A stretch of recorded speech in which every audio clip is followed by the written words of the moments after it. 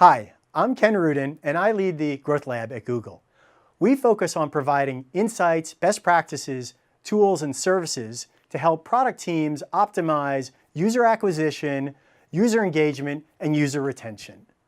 One of the main ways we do that is to work with product groups on the product growth process.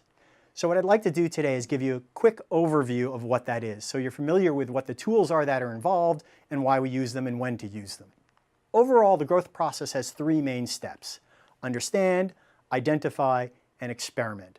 The understand phase is about trying to learn as much as you can about how the product is being used by your users and who your users are.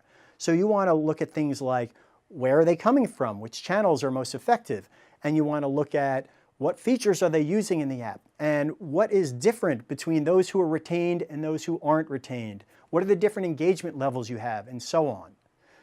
Then you move on to the second phase, which is the identify phase. You're taking the understanding and all the data you collected in that first phase and trying to identify where are there opportunities to grow. Like, where might there be a feature that the people who do use it are finding to be very engaging, but not that many people know about it. That would be one opportunity that you could identify for driving growth, to promote that to others. The second part of that is, once you've identified the opportunities, is to brainstorm some experiments about what can we do to take advantage of that opportunity that we've identified. What kinds of things can we do in the product or in marketing that would help there? And then the last part is actually executing on that, where you're running an experiment based on those things you've identified, getting results back and figuring out, what did we learn? Did it work? Did it not work? And then iterating. If it didn't work, we try again. Even if it did work, we'll try again to see if we can improve on it. That's the basic process. What I want to do is drill into the tools we use, which are the four tools you see on the left under the understand phase. The first one is the idea of a North Star metric.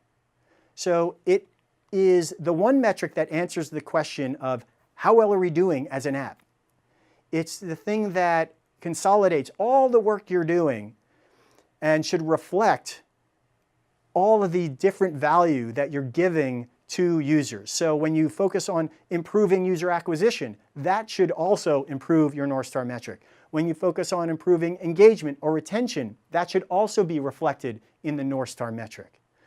Now, I really advise that you think of just one metric. It may take a while for you to figure out what is that one metric that everyone is going to agree on in the product team, but it's important to get down to one.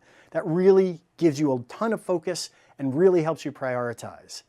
Now, it's okay to come up with different metrics, different North Star metrics at different points in your life cycle. You can change it. I just wouldn't recommend changing it too often.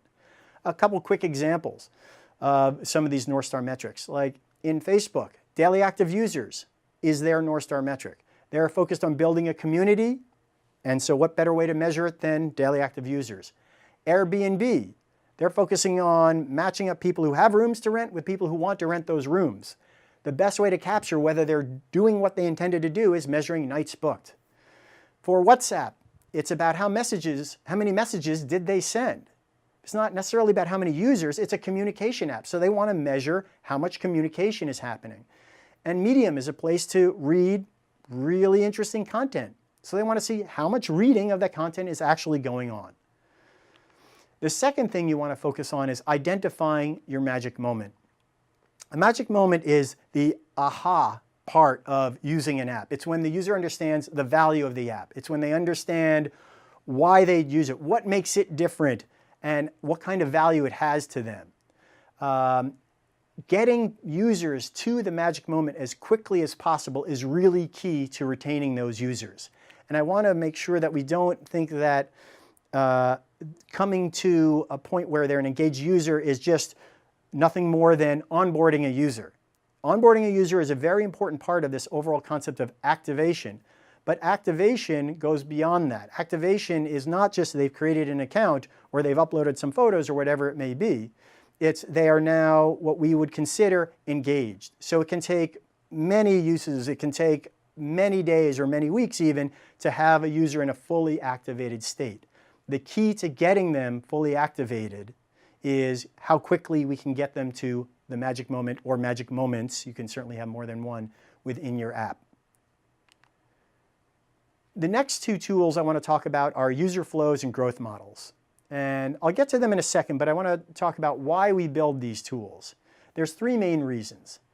The first is that it gives you a way to really put down on paper what's driving growth. And then second, because you put it down on paper, it gives you a way for your team to talk about it in a common language. The third part, and probably the most important part, however, is that it gives you a data-driven way to prioritize what things you should be working on to drive growth. The traditional model is everybody brainstorms a few ideas about what they think they should be doing to drive growth, what experiments we want to build or what features we want to build. And then they put them on a whiteboard and people vote on which ones are their favorites. That's not a very data-driven way to do it. The next two tools I'll show you really help solve that problem and relies quite a bit on data to help you drive your growth initiatives. Two quick notes on these things, these two tools, is that one, you want to keep them simple. Their focus is not to help accurately predict the growth of your product. The purpose is really to help you prioritize what you should be focusing on if you want to drive growth. So keep that in mind. So talking about user flows, what they are is this visual representation of how users go through your app, their journey overall, from being a brand new user to a retained, highly engaged user. And we have different sections here. I won't go through every box here, but we have on the left where users are coming from, how we're acquiring them. And then the red spine down the middle is the backbone of all of it. It's the different phases they go through. And then we can see that some of them are broken out into sub-steps where we have what's the onboarding process look like and how do we get them to the magic moment. And then on the right, we've got those purple boxes which are looking at what are the things we do for an engaged user that keeps them engaged. How are we doing that? There are two things that are really important to think about when you're talking about these user flows. The first one are acquisition loops. It's the notion of how do you get one user to help you bring in other users. The classic example of that is virality, where you bring one user in, they refer a friend or they invite a friend, and then that one user turns into more than one user. And then the new user that they brought in can bring in more and you get this loop. A retention loop is also really, really powerful. What these are the best way to think about it really is it's something that a user does that helps further the engagement level of either that user or another user. And let me give you an example of both of them. So think about Google Docs. If I write a comment and I tag Jane in that comment, that's an action I've taken. Jane will now get a notification or an email, some kind of alert saying that I've tagged her. That brings her into the app. And then she may, in turn, tag others, bringing them into the app. So this is a case where an action I've taken brings Jane into the app, increases her engagement. Another example of something where it increases my own engagement is, let's say I'm in AdWords and I create a new ad campaign. Well, then AdWords is going to send me an email on a regular basis, like monthly, giving me an update on how my campaign is doing and giving me suggestions on how to further improve it. So now an action I've taken, starting a campaign, starts this process of me receiving these monthly emails that bring me back into the app. So again, these retention loops and acquisition loops are very important. I'll focus on the fourth step here, but I want to talk a little bit about, in user flows, where the data-driven part of it comes in, because we're really going to focus on that here as well. In the user flows, we map out all of these different steps that the users are taking, and between each step you want to figure out what percentage of users are going from step A to step B to step C. And what you're going to find out is, in one of those places, the number is going to be far lower than you expected. And that's a data-driven approach to saying, we should focus on this. Here's the flow as we expected it, but it's broken. One of these links between one of these boxes is broken and we need to fix that. So that gives you a data-driven approach. Another one is this tool here, which is the growth model. It's another way of looking at the product.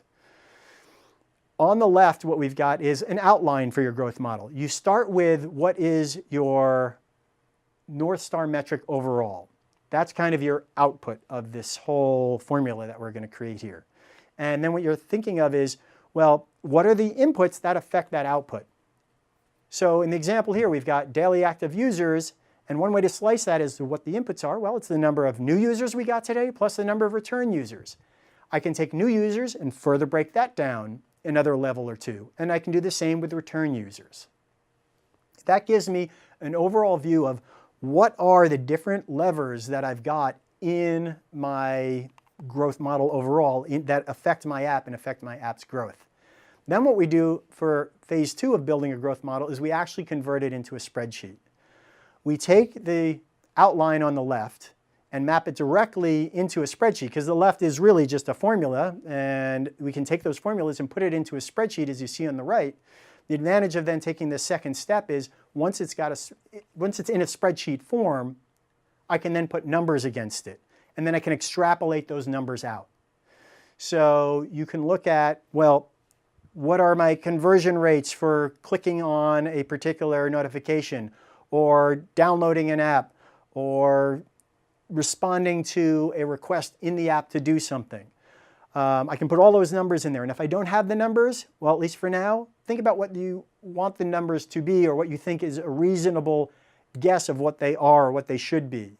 And then over time, as you get more data, you can replace your guesses with actual numbers. But even with just guesses, you can still get deep understanding of what is driving growth for your app overall. And then you can extrapolate it out and say, well, if something's at 10% right now, what impact would that have on my North Star metric if I were to change that to 15%?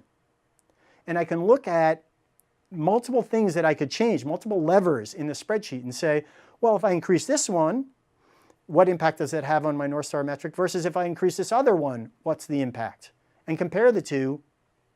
And again, I have a very data-driven approach to figuring out which one I should be focusing on. So this is a quick overview of some of the key parts of the growth process itself and some of the key tools that we use in it. We'll go into more depth in other presentations, but I hope you find this useful.